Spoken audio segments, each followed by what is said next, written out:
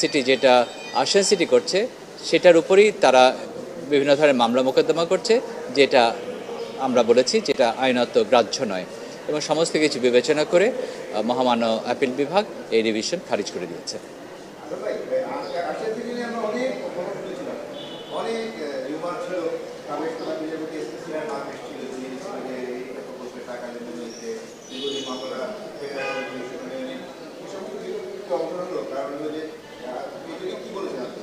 না, হ্যাঁ, এটা যে বিতর্কে, যেটা আমি যে মামলায় যখন আমি প্রবেশ করি তখন এই বিতর্কগুলোকে আমিও নিজে খোঁজার চেষ্টা করেছি এবং বিস্মিত হয়েছি যে আসলে এই প্রজেক্ট নিয়ে সবচেয়ে কম কন্ট্রোভার্সি হওয়ার কথা ছিল। কারণ এই প্রজেক্টের মধ্যে কোনো ওয়েটল্যান্ড নাই।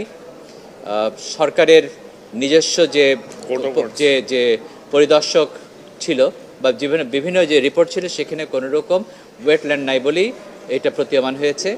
এখানে এনভায়রনমেন্ট এখানে এনওসি দিয়েছে, এখানে ওয়াসা তার এনওসি দিয়েছে, ট্রাফিক পুলিশ এনওসি দিয়েছে, ডিসি এনওসি দিয়েছে, এবং যত ধরনের অ্যাপ্রুভাল প্রয়োজন সব এনওসি এখানে দেওয়া হয়েছে এই প্রজেক্টকে কেন্দ্র করে।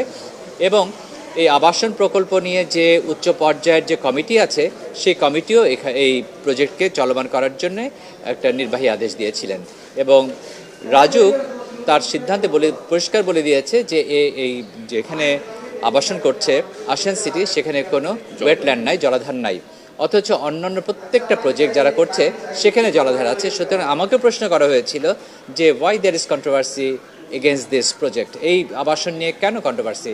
তো এটা আমার উত্তর ছিল যে এটা আমারও প্রশ্ন যে কেন এইটা নিয়ে এত প্রশ্ন, এত কন্ট্রোভার্সি কেন। এবং আসলে রেকর্ডে দেখা যায়, রেকর্ডে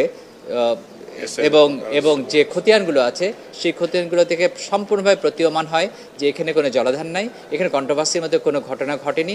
এখানে আপনি প্রাক্তন বিচারপতি সম্পর্কে যেগুলো বললেন সেগুলো আসলে যুক্তিসঙ্গত কোনো এবং এই ধরনের কোনো কিছু নাই যাতে করে কোনো রকম প্রতিক্রিয়া বা কোনো রকম কন্ট্রোভার্সি হতে পারে, সমালোচনা হতে পারে। না, প্রজাপতি কিছু বলেন নাই, যে বলেছেন যে এই রিভিউটার যে খারিজ হয়েছে সে ব্যাপারে বলেছেন।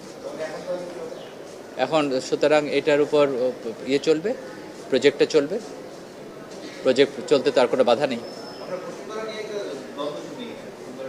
না, এখানে বসুদের সাথে দ্বন্দ্ব কি দ্বন্দ্ব না, এটা this is not the controversy in issue in this proceeding. সুতরাং এই নিয়ে কোনো বক্তব্য নেই এবং এই ব্যাপারে আমার কোনো কিছু জানা নেই।